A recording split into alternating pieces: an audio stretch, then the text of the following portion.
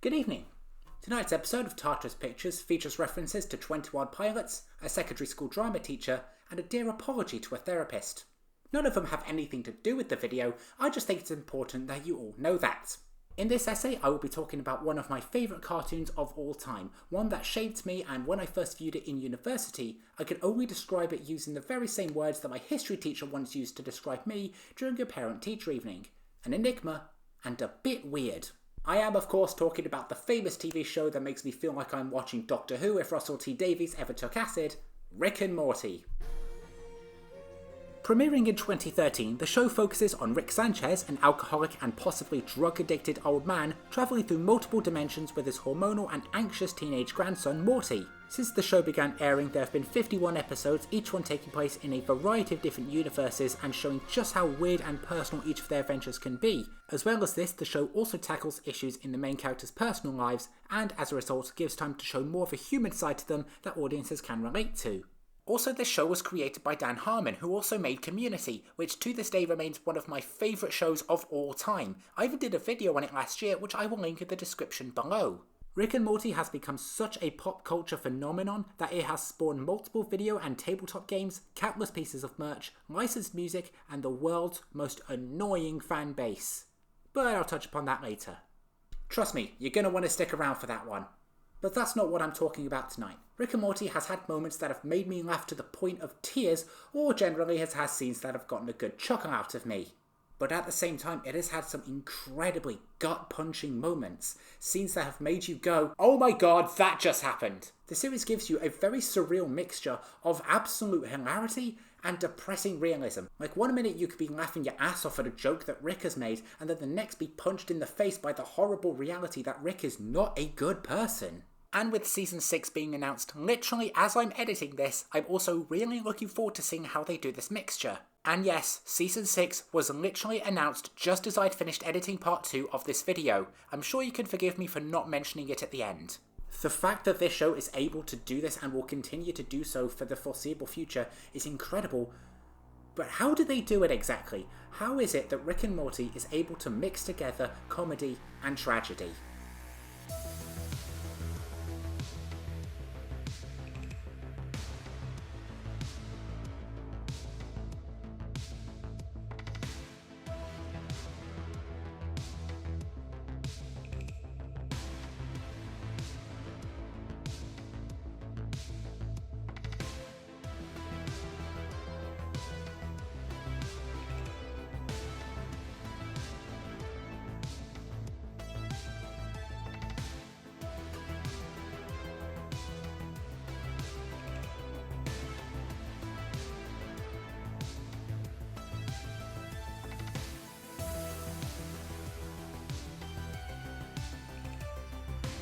At some point everyone has either watched or at least heard of Rick and Morty. The show mixes together two genres, comedy and science fiction.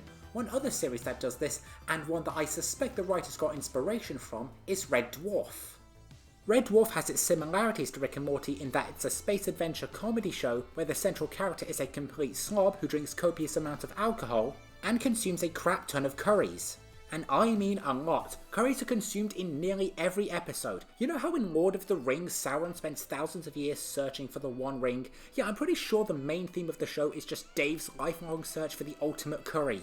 As well as this, like our cartoon counterparts, the remaining crew on board the Red Dwarf regularly get into conflict with each other and even have their lives threatened on a regular basis. But they stick together because they literally have no one else to go to. And that's kind of the same premise with Rick and Morty. Despite all the harsh and dangerous moments that the characters find themselves in, they only really have each other. Despite having other family members who feature in other episodes, and in some, they're even the central role.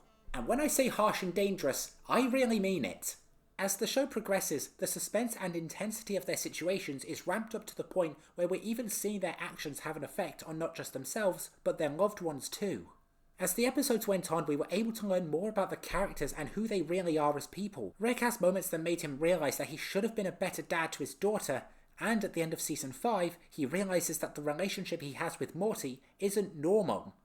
And yet I've laughed my ass off on multiple occasions. You have ridiculous names for species and planets, and you can't really talk about the show without discussing how weird the episodes are and how they perfectly explain the abnormal relationship between our two central characters. And I'm serious here when I say that the species and planets have ridiculous names. Planet Marble Snops, the Greeby Bobes. I am the king of Fruipyland. The Blemflark's value just dropped to nothing. Boo world! It's a world for you, but it's actually two. Boo world! I feel like I'm watching a YouTube poop in the early 2020s instead of the golden age of video posting that was 2006 to 2008. And to members of the younger generation watching this video, don't you dare ask me what a YouTube poop is. I'd rather not be reminded of how much older I'm getting. Snooping as usual, I see. Not me! I didn't hear nothing about Von Schlemmer's Pingers. Me neither. Especially I didn't hear the part about the Nuts. We're first given glimpses into the unhealthy realities of their relationships in seasons 1, 2 and 3, with probably my favourite episodes the show made: Close Encounters of the Rick Kind, The Wedding Squanchers, and The Rick Shank Redemption. Yes, that's actually how they named their episodes.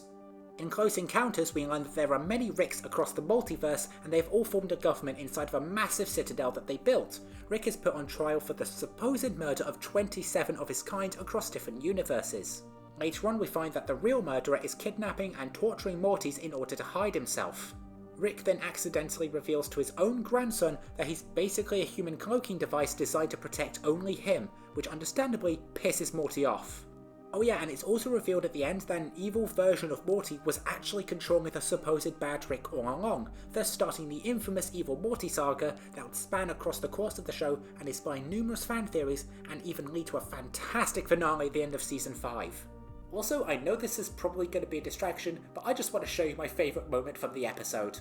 Earth Rick C-137, the Council of Rick sentences you to the machine of unspeakable doom, which swaps your conscious and unconscious minds, rendering your fantasies pointless while everything you've known becomes impossible to grasp. Also, every 10 seconds it stabs your balls. If you want to know the difference between Morty and Evil Morty, think about the difference between Captain America and Homelander.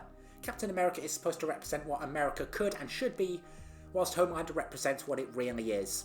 Yeah, I've been catching up on The Boys, I'm halfway through season 2, and good god I want Homelander dead.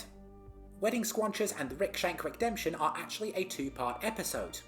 In part 1, Rick's best friend Bird Person, who comes from a species of aliens that comprises of birds in humanoid form, how do we keep saying progressively weirder things with each passing video?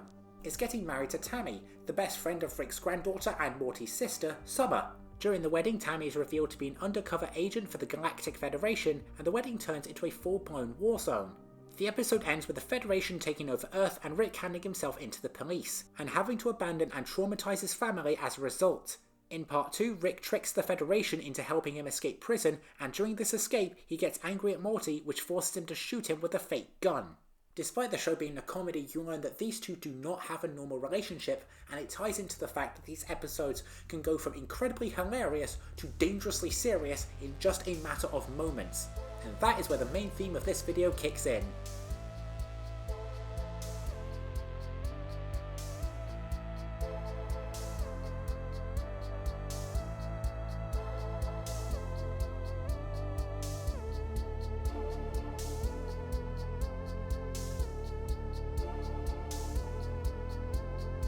I've always taken a huge interest in comedy shows that do a really good job at hiding the fact that they're actually incredibly depressing.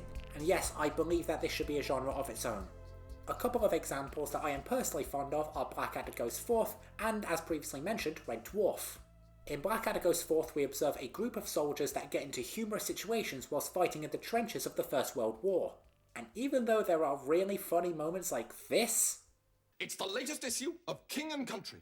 Oh, damn inspiring stuff. The magazine that tells the Tommies the truth about the war. Or alternatively, the greatest work of fiction since Vows of Fidelity were included in the French marriage service. Come, sir. Now, you can't deny that this fine newspaper is good for the morale of the men. Certainly not. I just think that more could be achieved by giving them some real toilet paper. The show was also not afraid to remind audiences of the grim situation that those fighting the war found themselves in. Good luck, everyone.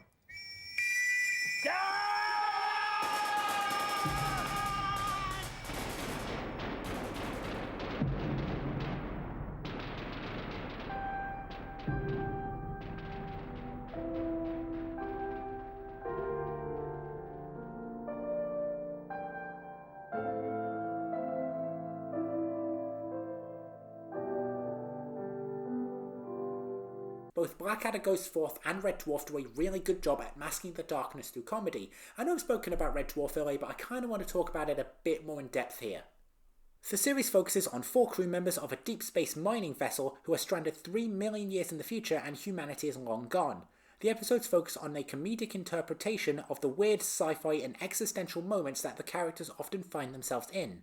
Just like Blackadder Goes Forth, there are funny moments that you will remember forever. Wait, I've got something. I'm punching it up.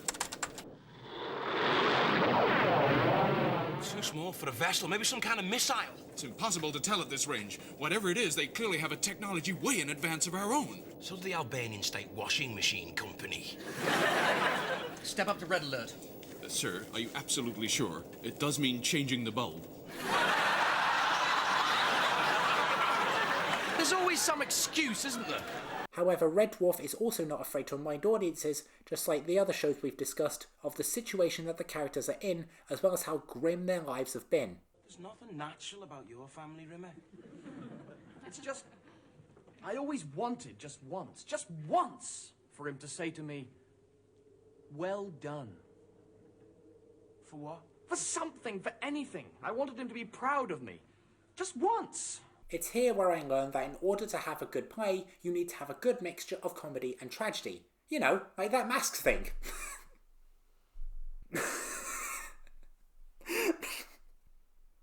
Okay, somewhere my Canadian secondary school drama teacher has just gotten irrationally angry and she has no idea why. You know, that was funny in my head, but now I can't stop laughing. When I was studying at university, I learned how you can portray comedy through tragedy for a module. 2 films that I researched for this were The Death of Stalin and Dr. Strangelove. Or How I Learned to Stop Worrying and Love the Bomb. During this module, I learned that there are 2 ways that you can do this, and, to loop it back into the main theme of the video, how this all ties back to Rick and Morty. Rule number 1, the main characters cannot take themselves seriously. This can be seen in the way that they all interact with each other. For example, in Season 2, Episode 5, Get Swifty, an old classic, a group of head aliens force Rick and Morty to represent the humans in an interplanetary music competition. I feel like the writers just got high and watched Star Trek followed by American Idol. There is nothing sober about this premise. There is also a side plot focusing on some of the characters not understanding that this whole thing's revolving around a music competition, and they decide to start a cult and worship the heads. We avoid serious discussions about an alien species literally threatening to destroy the Earth by having the episode be a huge commentary on reality TV and how ridiculous it truly is. We're also at one point distracted by the aliens' plans by having a literal parody of Dr. Strangelove, or How I Learned to Stop Worrying and Love the Bomb. The references to this film lie in the satirical takes of the President and Chief of the Military, who are seen as weak and comical and overly macho whilst war-hungry respectively. Have you tried sending in launch codes? Mr. President, what America's got is 70,000 megatons of kaboom boom. And I say we show it right up this floating head's ass. Change of plan, people. Get me Pharrell, Randy Newman, Billy Corgan, and The Dream. The Dream? He wrote Umbrella and Single Ladies? We're also distracted by the literal impending doom that is about to happen because the song that Rick and Morty perform is genuinely catchy. Oh yeah, you gotta get swifty. You gotta get swifty in here. It's time to get swifty. Get swifty? What the hell is that? It's our world's best effort, that's what. Also at the end of the song, Earth is transported to a different point in the universe, which I'm pretty sure the Cloverfield paradox ripped off. Jesus, no wonder that film was bad. It's like the people who made this movie thought weird shit happening equals good sci-fi. And that is just not the case. I walked out going, that's what people mean when they say they don't like sci-fi. What they mean is they don't like bad sci-fi, like Cloverfield Paradox. And number 2, the events are not the main focus of the story. Just like with the first point, there is a central theme to what we're seeing on screen, however the focus is primarily on the characters and how they're handling the situation. Season 1, Episode 6, Rick Potion number 9 is a genuinely good example of this. The episode is about Rick making a potion that will make Morty's childhood crush, Jessica, fall in love with him. However, it mixes with the current flu that's going around, and it causes a worldwide pandemic where people transform into horrifying insect people before they become Lovecraftian, nightmarish monsters straight out of a David Cronenberg movie. Or, you know, H.P. Lovecraft without the glaringly obvious racism. Like I said, the events aren't the central focus here, the characters are. The emphasis in this particular episode is on how the Smith family reacts to this sudden huge pandemic and how they are the only ones immune from it since the potion has Smith DNA because it was created originally for Morty. Every family member is an arsehole to each other except for Jerry, whose growing paranoia eventually comes back to help him, and he grows from a traditionally cowardly guy to a hardcore macho man who will do whatever he can to save his loved ones. And I especially love this bit.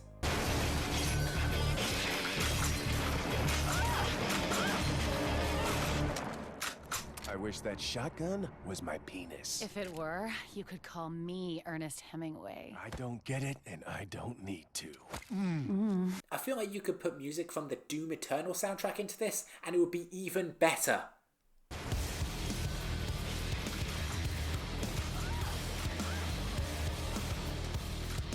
However, much like Blackadder and Rick and Morty, the episode brings audiences back into reality by reminding them that if this were to happen in real life, it would be so terrifying that I don't think terrifying is the right word for it.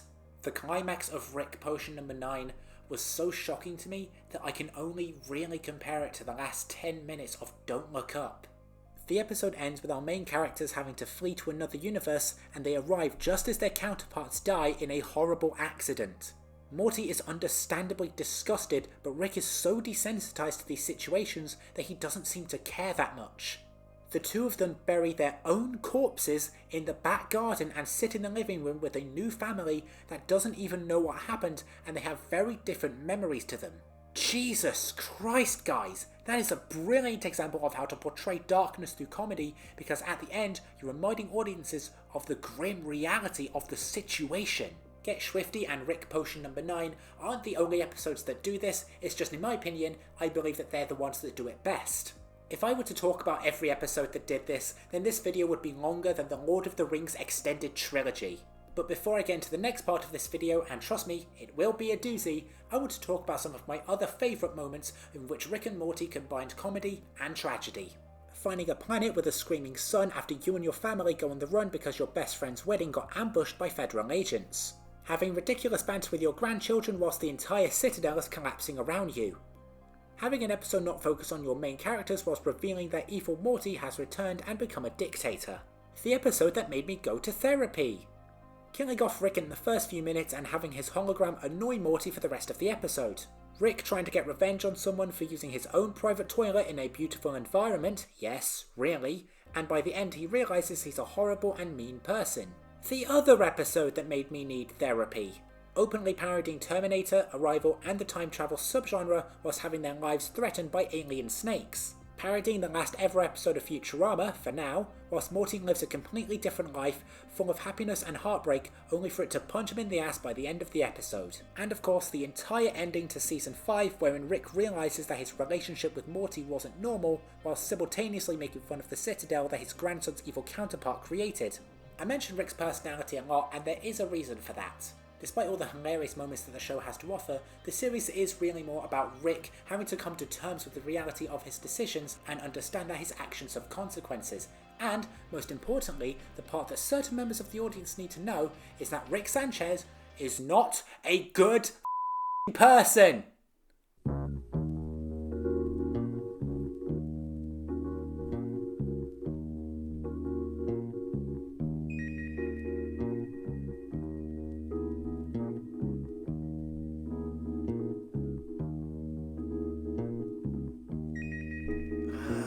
Okay, I guess I have to talk about this. Rick and Morty is known for a lot of things. Its dark humour, how it handles existential dread, coming of age whilst being traumatised by the images you're seeing on your adventures, the creativity that led into these stories and made the episodes very entertaining, and most importantly, a fan base that is so annoying that it can only be compared to Star Wars and Elon Musk. And he was actually in an episode at one point. You can't talk about this show without discussing its fan base. So many YouTubers have talked about this, and it's widely accepted that if you say you like Rick and Morty, you need to distance yourself from those who make the experience less enjoyable. Even other fans of the show have made videos revealing their disdain for those who take this series way too seriously and fail to understand that sometimes it can be funny and ridiculous for the sake of being funny and ridiculous. It was the year in which it went from being like, I like Rick and Morty, I know there are some, intense intellectual fans out there, but it's fine, to being like, I can't wear Rick and Morty merch now. Yeah. They don't get you. Nobody but me gets you. No one wants to be around me anymore because of him. He scares them all away. The first thing everyone thinks about when they think of me is him. That's a good thing, babe. Oh my. I don't like a good chunk of this show's fans. They take themselves way too seriously and outright harass people in public. Like when a reference to Szechuan sauce for Mulan was made at the start of Season 3. When McDonald's announced they were bringing the sauce back at certain locations, fans recorded themselves harassing innocent workers and losing their minds when they found out that the restaurant had either ran out of the sauce or didn't sell it. I'm Tickle Rick! What below the dum-dum? I'm Tickle Rick! Wish we could turn back time to the good old days. Like the theme of this video states, Rick and Morty has proven time and time again that it is possible to write really good tragedy through the lens of a comedy. The show is disguising pain and trauma through jokes. Yes, this makes Rick and Morty a very intelligent program, but you need to understand... Okay, listen. You have to have a very high IQ to fully understand Rick and Morty. Without a firm grasp of theoretical physics, most of the jokes will go over the average viewer's head. Like an idiot. There's also Rick's nihilistic outlook, which is definitely woven into his characterization. The fans understand this stuff. They have the intellectual capacity to appreciate the depths of these jokes, to understand that they're not just funny, but they say something deep about life. As a consequence, people who don't like Rick and Morty are idiots! Of course they wouldn't appreciate Rick's existential catchphrase, wubba mubba dub dub, which comes from the Narnia Voya literature by Turgenev's epic Fathers and Sons. I'm just smirking right now, imagining the addle-padded simpletons scratching their head at the genius wit of Dan Harmon's television coming on screen. Oh god, not again!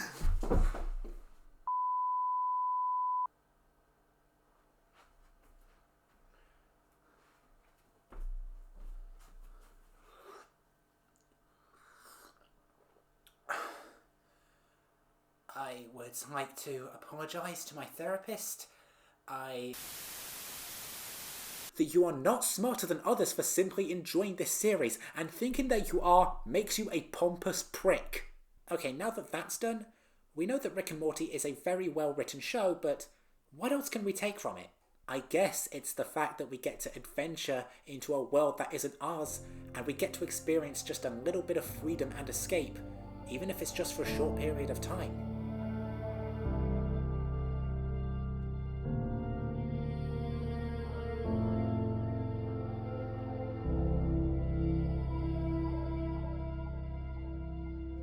One of the main reasons why I love this show so much isn't just because of its animation, and believe me, it is really good. It's because I get to see loads of different worlds and realities. A wide variety of planets, species, and alternate timelines are explored in this show. Sometimes they're parodies of Mad Max, or we occasionally get one that outright mocks fascists, or we get episodes where there's an entire city in outer space that is full of Ricks. I love watching these because we get to see locations that are vastly different to this one, and sometimes that's what we really need. I developed a love for science fiction shows like Futurama and Doctor Who because I was a very young kid who was bullied in school and I needed an escape. Watching them made me realise that there were other worlds that could be discussed and explored. I was able to have a temporary escape from reality even for a short amount of time, and I'm pretty sure that's why I was obsessed with Marvel movies for a while, even though if I lived in the world of the MCU, I would beg to be transported to another universe where I didn't have to watch my friends and family be evaporated in front of my own eyes.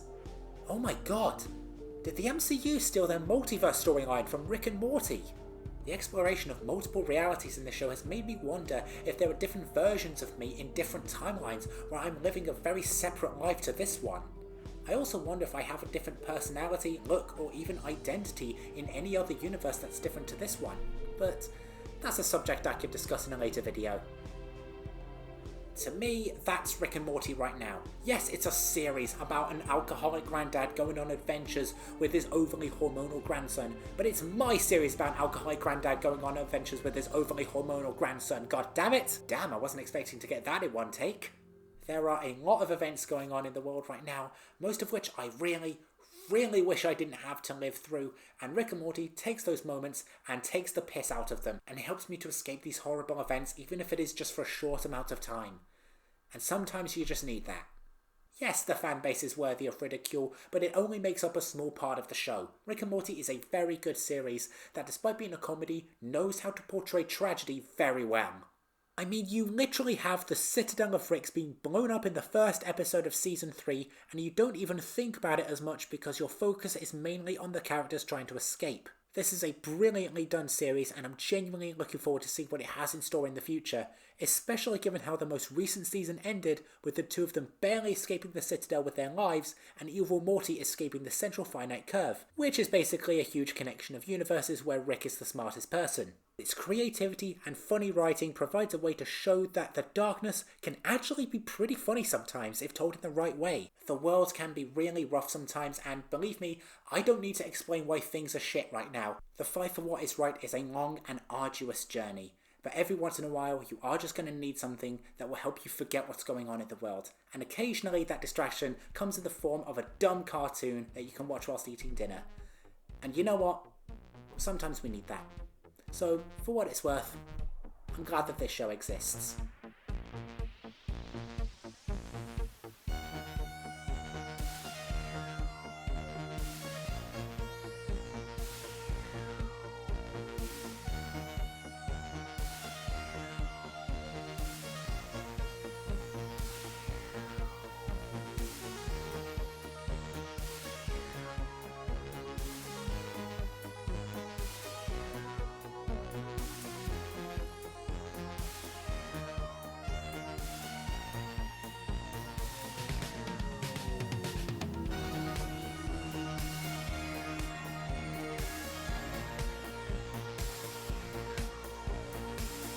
Seems like TV from other dimensions has a somewhat looser feel to it. Yeah, it's got an almost improvisational tone.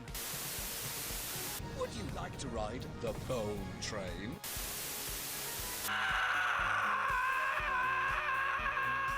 Dad, how long are the days on this planet? Computer, how long are the days on this planet? 42 hours. By the way, Morty, I know you didn't ask or anything, but I'm not interested in having sex with you. These things really bring it all together. You have to turn them on, Morty. The shoes have to be turned on. Ooh, wow. Gay. That is pretty gay. Pretty cool, huh, Morty? Oh. I thought it was cool. I don't give a what you think, Jerry.